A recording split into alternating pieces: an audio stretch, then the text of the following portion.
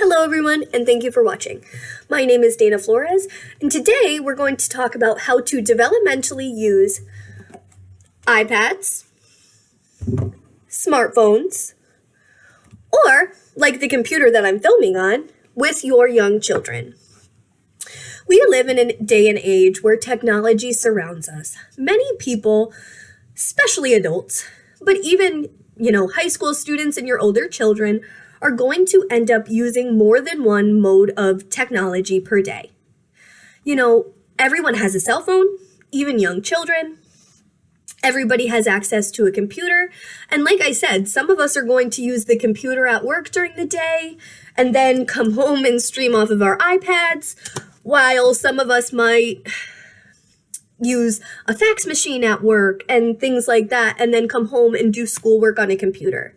I really wanted to talk about something that was pretty accessible to different programs.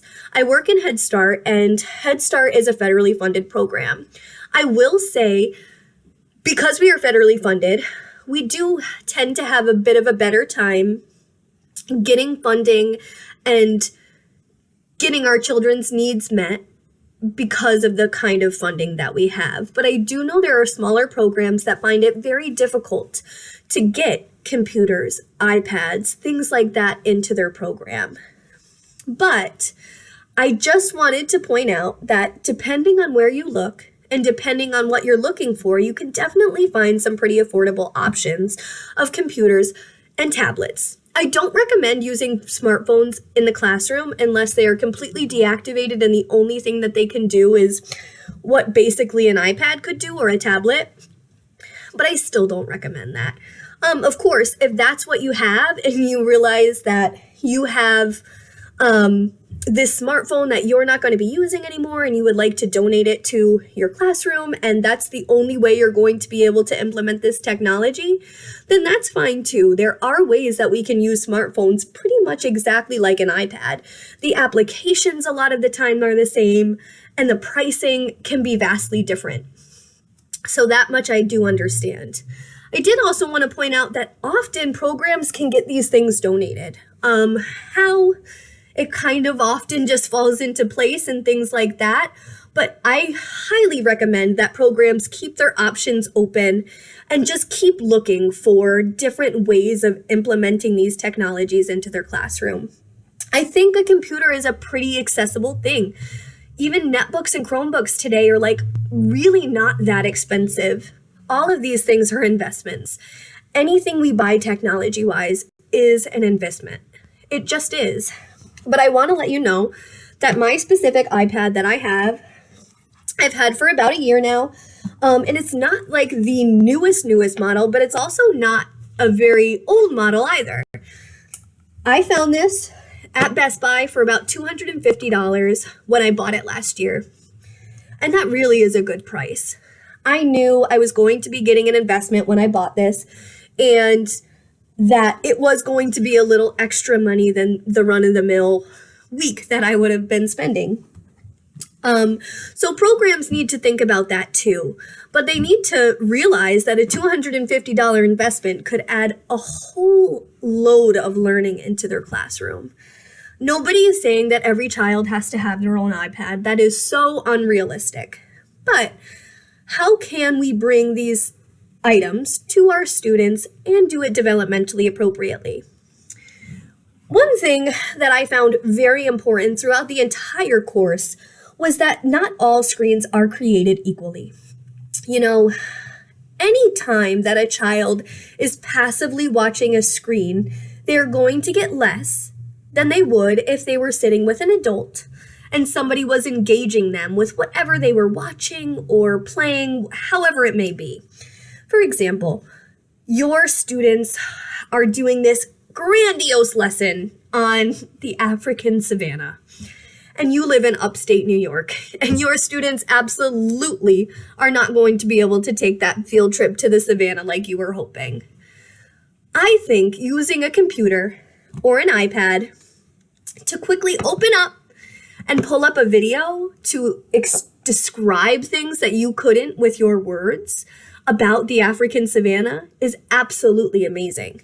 But if you put that video on and leave your students and then go clean the bathroom, are your students going to get that much from it? Yeah, they're going to watch the video and it does directly relate to their lesson, but how much are these kids going to take away? How much do you remember a movie when you've just seen it? And I mean every detail of that movie. We really want these kids to know these details about that African savannah. Did you know every detail of the movie you just walked out of? Often not. Nobody was sitting there talking to us. We weren't talking about scene after scene. We do know the gist of the movie, which is great. But we want to be there with our children when they're using these pieces of technology, especially our young children. We need to be setting great examples of how to use this technology. So, instead of just playing that video and going to clean the bathroom, we should set that video up and watch it with our children. We really need to make sure that we're being developmentally appropriate and not expecting children to watch things that are too long. Our 4 and 5-year-old students really have a tough time sitting through a movie, even if it's animated and exciting. So thinking that our students can watch a 3-hour film on the African savannah is absolutely developmentally inappropriate. So there's a lot of thinking that needs to go into how we use our technology. And one thing that I mentioned in my final project is why? Why are you using this technology? I think that asking yourself the question why is extremely beneficial for a whole host of reasons. If there is no exact why as to why you're doing something, then really why are you doing it? This is something we need to be mindful about when we work with children because there should be a why. I want to show my children this 3-minute clip of the African savannah because they're never going to be able to go to the African savannah, or at least certainly not this school year, okay? I want them to understand that the food chain in the savannah is different than the food chain we have here. Maybe that's a lesson you did with the children. Those are really good whys. Everyone should have a really good why as to why they're letting their children use this technology. Specific applications and all of that are amazing. Maybe you're having a child work on their fine motor skills and you found an app that allows the child to pull and drag and you're really seeing an improvement with that child and they get so excited because they get to use the iPad. That's a really good why. Some examples of not the best why would be, I just needed to clean the bathroom. I just was really tired that day. Or things like, well, the kids just wanted to watch a movie and they've been really good. Treat your children in other ways. Let's not use technology as some sort of incentive. Children should be using technology. It is so prevalent. Like I said at the beginning of the video, how are you watching this? Are you watching this on your computer, on your iPad, on your phone? These pieces of technology are going to improve our lives. I know that with the $250 investment that I spent on this iPad, one thing I didn't know is I would be going back to school. And I didn't know how beneficial this thing would be.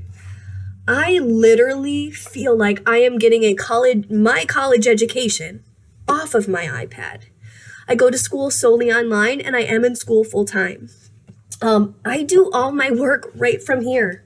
I access my lesson plans. I watch, stream my videos and anything that I might need. I can get my e-textbooks on here. And there's even a Microsoft Word app that allows me to do all of my, papers and write-ups and all of that important stuff I can do right here. And that's a point I wanted to make about tablets and iPads, about how similar they are to a computer. Often we see an iPad and we kind of think, for lack of a better explanation, we kind of think of that bratty kid that's at the restaurant with his family and just cannot be bothered with, the actual situation. And you notice that they're just zoning in on this iPad the entire time that you're at the restaurant. And I know that oftentimes that frustrates me personally. But We can't hold people's developmentally inappropriate uses of these technologies and then set it across as it's the technology's fault. Children can developmentally use these items. Children can use an iPad for research. Like I had just said, I do all of my schoolwork on my iPad. So how can we bring this for young children? Like I said, maybe you use your iPad every day for music and movement. That's how you play your music, and that's what you use it for. Totally developmentally appropriate. Maybe you use your iPad to help the children take photos and videos of things that they've made so they can print it out and try to make it again. Totally developmentally appropriate. These things are just little ways that we can take our computers, our iPads, and make them super, super interactive rather than passive. One thing I also wanted to talk about with this technology is family engagement. In my opinion, family engagement is like the top of the ladder when we're talking about early childhood education. We really need to get families involved if we want to make any sort of process on a child's life. If we want to make any sort of difference, we have to get mom and dad involved, or grandma and grandpa, whoever is that child's main caregiver. So, knowing that all of our moms, dads, even grandmas and grandpas have cell phones, Facebooks, and are using technology daily, we need to take advantage of that and grab our parents in so that way they're involved in our program. You might want to set up a Facebook page for your program for marketing purposes. You may set up some sort of Facebook community where your infant room can connect with each other as well as their teachers as much through, the day as possible. You might use your iPads and get an application like Brightwheel that really kind of does all of that for you. Granted, the teachers have to plug in the information and all of that, but it's a really comprehensive application that allows for parents and caregivers to connect daily. Think of your daily sheets that you may do with your children. We're getting rid of those, and we're going to do it online, and we're going to send that right to a parent's phone. What did your child eat? How did they sleep? I'm going to send it right to your phone instead of you just throwing that daily sheet away and then coming in tomorrow and asking what they ate because their belly was upset. You'll be able to know. You can go back in your message and say, oh, okay, they ate peaches. Maybe peaches hurt their stomach. I'm not sure. But really using this technology to pull our parents in, get them aware of our program, and use it to connect each other is absolutely crucial. It's a crucial piece if you're going to use these technologies. I just wanted to point out that in today's day and age, the iPad and the computer are really hand in hand. There is not a whole bunch of differences. As I had said before, not all screens are created equally. So there are certainly tablets and iPads on the market that are just different than what we need. But again, when we ask ourselves the why, what do our computers really need to do?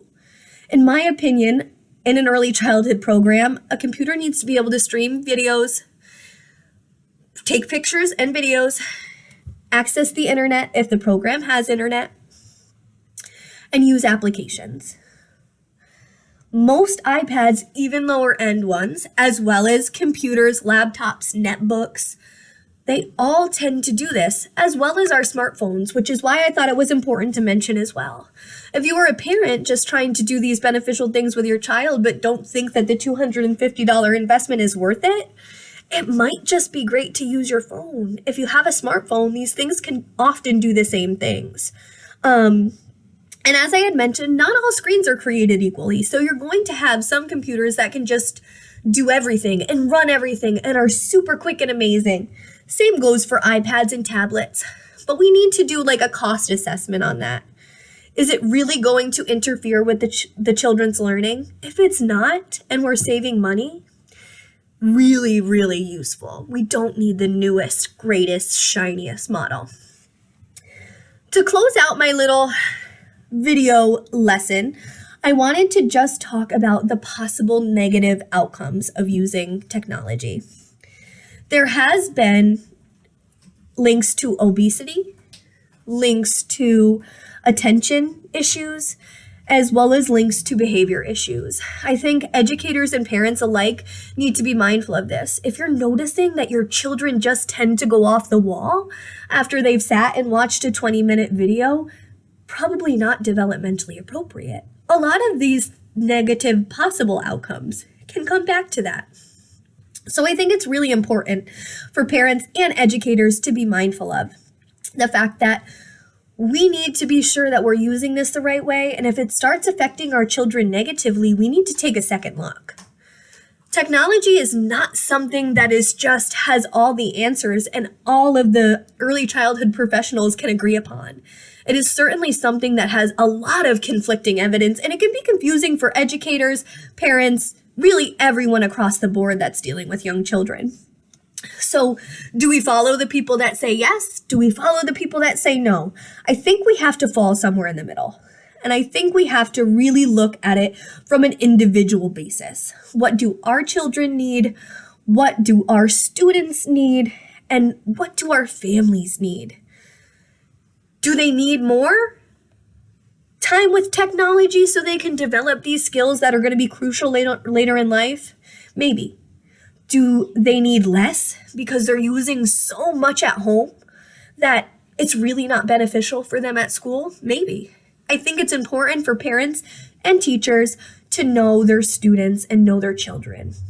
When you know the behaviors, actions, likes, dislikes, things that excite your kids, you're going to be so much more successful when implementing technology.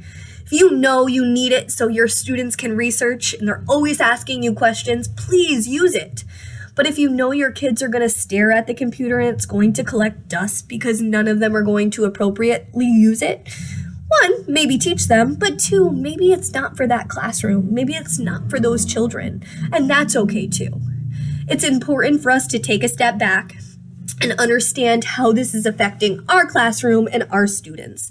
Like I said, there is conflicting evidence, so we need to just be really careful and really mindful when we're using these things with children.